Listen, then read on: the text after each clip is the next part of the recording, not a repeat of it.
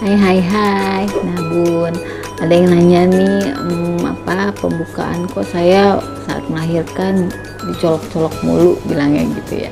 Nah, apa aja sih yang diperiksa saat misalnya bidannya periksa pembukaan? Nah, itu sebenarnya bukan pembukaannya aja yang diperiksa. Jadi si yang diperiksa itu ini nih, seperti ya, yang 1 cm, 2 cm, 3 cm, pembukanya 1, 2, 3. Nah itu yang diperiksa itu ini bagian ini nih, namanya nih mulut rahimnya. Jadi si bidannya kenapa colok-colok kayak nyari ini mulut rahimnya, dibuka dulu tuh biasanya si jari bidannya masuk ke dalam kemaluan ibu, terus masuk tuh mencari mulut rahimnya. Mulut rahimnya nanti kelihatan tuh pembukanya 1, 2, 3. Nah selain pembukaan juga menilai penurunan isi kepala bayi, jadi kepala bayinya makin lama makin turun. Nah nambah pembukaannya, nah itu yang disebut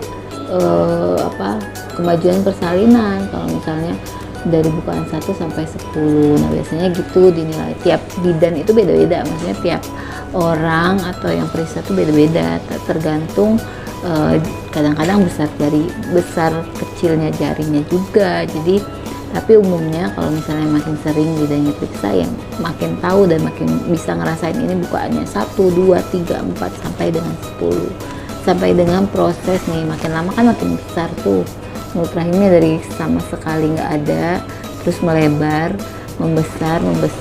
Nah kepala bayinya turun seperti gambar yang di sini nih. Nah dia turun tuh makin lama sampai dengan ini tuh nggak ada, nanti makin turun terus nggak ada lagi tuh si mulut rahimnya itu sampai kebuka 10. Nah baru deh kepala bayinya bisa lewat gitu ya Bun.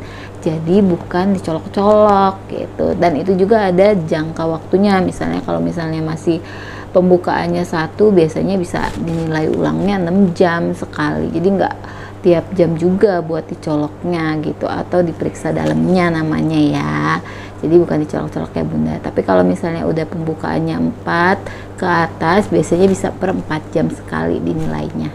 Nah gitu ya, semoga membantu informasinya.